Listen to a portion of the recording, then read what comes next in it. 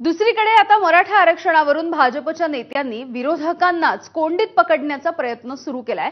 केवळ देवेंद्र फडणवीस यांच्यावरती टीका करून आरक्षण मिळणार नाही, तर आरक्षण विरोधी भूमिका घेणारे शरद पवार आणि उद्धव ठाकरे यांना सुद्धा जाब विचारायला हवा, असा हल्लाबोल मराठा आरक्षण उपसमितीचे अध्यक्ष राधाकृष्ण विखे पाटील यांनी केला।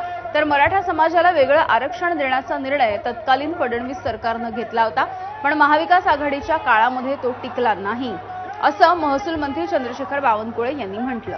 दुसरीकडे जरांगे पाटील यांच्या मोर्चाला भाजपनं बॅनरच्या माध्यमातून प्रत्युत्तर दिलेलं आहे। मराठा समाजाला पहिल्यांदा आरक्षण देणारे देवेंद्र फडणवीस असे बॅनर सध्या मुंबईमध्ये झळकवण्यात आलेले आहेत। मराठा समाजाला वेगळं आरक्षण देण्याचा निर्णय सरकारने केला।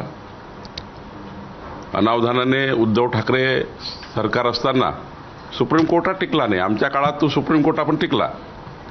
त्यातही आपण आता काही जाण्याची गरज नाही, पण मला काँग्रेसला विचारायचं आहे, नाना पटोले, वडेट्टीवार, हर्षवर्धन सपकाळ ही जी संपूर्ण टीम आहे, या टीमच्या मनात काय, या टीमने आपलं स्पष्ट केलं पाहिजे।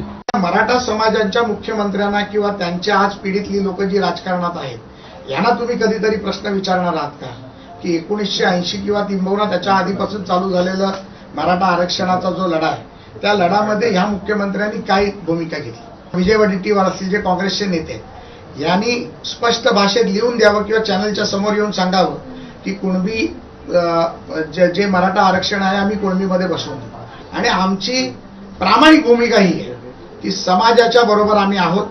फक्त माननीय देवेंद्रजी फडणवीस मराठा समाजाचे नाहीत म्हणून त्यांना तुम्ही टार्गेट करू नका।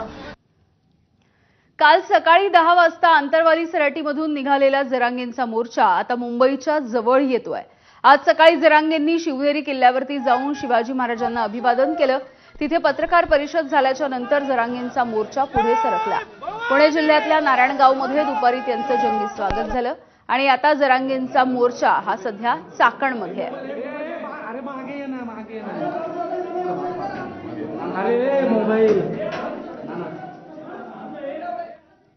महायुतीचं 3 पक्षांचं सरकार असताना मराठा आंदोलनावरून जरांगेंच्या निशाण्यावरती केवळ मुख्यमंत्री देवेंद्र फडणवीस हेच आहेत।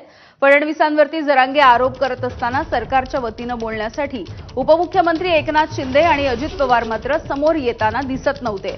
अखेर तशी चर्चा झाल्याच्या नंतर एकनाथ शिंदे यांनी एकदाची मराठा आरक्षणावरती प्रतिक्रिया दिली, पण अजित पवार मात्र अजून तरी या सगळ्यावरती मौन बाळगून आहेत। त्यामुळे केवळ फडणवीसांनाच आरक्षणाची खिंड लढवावी लागतेय का, असाही प्रश्न निर्माण झालाय।